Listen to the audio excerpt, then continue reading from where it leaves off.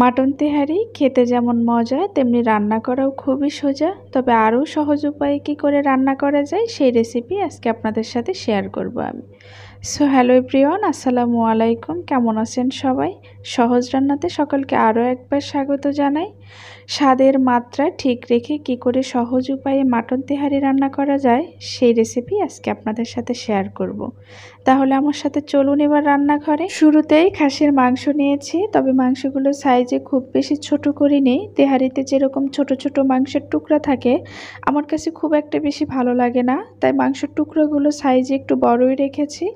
এর মধ্যে দিলাম কাঁচামরিচ, তারপর দিলাম শুকনো মরিচের গুঁড়ো, গরম মশলা গুঁড়ো, স্বাদ মতো লবণ এবং সাথে আদা রসুন পেস্ট। তবে আদা রসুন পেস্ট খুব বেশি দেওয়া যাবে না, আমি এখানে হাফ টেবিল চামচ পরিমাণ করে দিয়েছি।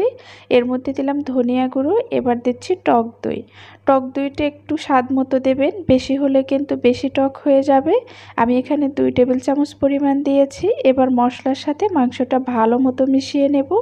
এরপর দিয়ে দিচ্ছি খাঁটি সরিষার তেল। আপনারা চাইলে সাদা তেলও ব্যবহার করতে পারেন, তবে আমার কাছে মনে হয় সরিষার তেলে তেহারি রান্না করলেই অনেক বেশি মজা লাগে, যার কারণে আমি পুরো রান্নাটাই আজকে সরিষার তেলে করব। তো এবার মাংসটা ম্যারিনেট করা হয়ে গেছে, এটাকে এবার ফ্রিজে আমি আধা ঘন্টার মতো রেখে দেব। আপনারা চাইলে সাথে সাথে মাংসটা কষিয়ে নিতে পারেন, তবে যদি একটু ম্যারিনেট করে রেখে দেন সেক্ষেত্রে মাংসর টেস্টটা আরও সুন্দর আসে। আর এখানে আমি তেহারি মশলা তৈরির জন্য মশলাগুলো নিয়ে নিচ্ছি। এখানে একটা জায়ফল দিয়ে দিলাম, কিছু জয়িত্রী আর 2 টেবিল চামচ পরিমাণ গোলমরিচ। আপনারা চাইলে সাদা গোলমরিচটা ব্যবহার করতে পারেন, তবে আমার কাছে কালোটা ছিল তাই দিয়েছি। কয়েক টুকরা দারুচিনি আর 3টে এলাচ দিয়ে দিলাম, সাথে কয়েকটা লবঙ্গ দিয়ে দিলাম। এবার এটাকে ব্লেন্ডারে ক্রাশ করে নেব। মশলা তৈরি যদি আপনাদের কাছে ঝামেলা মনে হয় সেক্ষেত্রে রাঁধুনি তেহারি মশলা রেডিমিক্স যে পাওয়া যায় ওটাও ব্যবহার করতে পারেন। এবার সরিষার তেল দিয়ে দিলাম, তার মধ্যে পেঁয়াজ আর কাঁচামরিচ দিয়ে দিলাম। তবে কাঁচামরিচটা আমি অর্ধেক অংশ ম্যারিনেটের মধ্যে দিয়ে দিয়েছি, আর বাকি অর্ধেক মাংস কষানোর জন্য ভেজে নেব। আপনারা যদি তেহারিতে ঝালের পরিমাণটা কম খান সেক্ষেত্রে সেভাবেই মরিচটা দেবেন।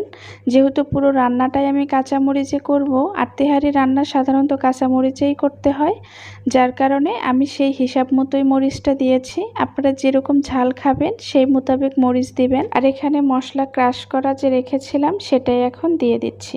অবশ্যই মাংস কষানোর মুহূর্তে কিন্তু মশলাটা দিতে হবে। এবার ভালো মতো মশলার সাথে মাংসটা মিশিয়ে ঢাকা দিয়ে চুলার আঁচটা কমিয়ে রেখে দেব, আস্তে আস্তে হতে থাক। এর মধ্যে এবার আমি তেহারি রান্নার যে চাল, পোলার চাল, সেটাই রেডি করে নেব। এখানে আমি 700 গ্রাম পরিমাণ চাল নিয়েছি। চালটা কিন্তু ভালো মতো ধুয়ে পরিষ্কার করে নিতে হবে। যতক্ষণ পর্যন্ত খোলা পানি বের হবে ততক্ষণ পর্যন্ত ভালো মতো ধুইতে হবে। একেবারে চকচকা পানি যখন বের হবে তখন বুঝতে হবে আমার ধোয়া কমপ্লিট হয়ে গিয়েছে। আর ভালো মতো ধুইলে হবে কি, তেহারিটা একদম ঝরঝরে হবে, কখনোই কোনো আঠালো ভাব থাকবে না। এখানে আরও ছোট্ট একটা টিপস অ্যাড করে দেই। সবসময়ের জন্য ঝরঝরে তেহারি পেতে গেলে আপনি যে পরিমাণ চাল নেবেন বা যে কাপ দিয়ে মেপে নেবেন, আপনি যদি 3 কাপ চাল দেন সেক্ষেত্রে ওই সেম কাপ দিয়ে 6 কাপ পানি নেবেন। যদি এই টিপসটা ফলো করে আপনি তেহারি রান্না করেন তাহলে কখনোই আপনার তেহারি নরম হবে না, এবং আপনার তেহারি নরম হওয়ার কোনো সুযোগই থাকবে না। আপনার টেনশনই করতে হবে না যে তেহারি নরম বা শক্ত হয়েছে কিনা। একদম স্বাভাবিক যে ঝরঝরে তেহারি সেটাই আপনি পেয়ে যাবেন। তেলের মধ্যে চালটা ভালো মতো ভেজে নিতে হবে। চালটা যখন চটপট করে ফোটা শুরু করবে তখন বুঝতে হবে ভালো মতো ভাজা হয়ে গেছে, এবং প্রত্যেকটা চাল দেখবেন আস্তে আস্তে সাদা হয়ে যাচ্ছে, তখনই বুঝতে হবে আপনার চালটা ভাজা হয়ে গেছে। যত সময় ধরে আপনি চাল ভাজবেন তত আপনার তেহারি ঝরঝরে এবং সুন্দর সুস্বাদু হবে।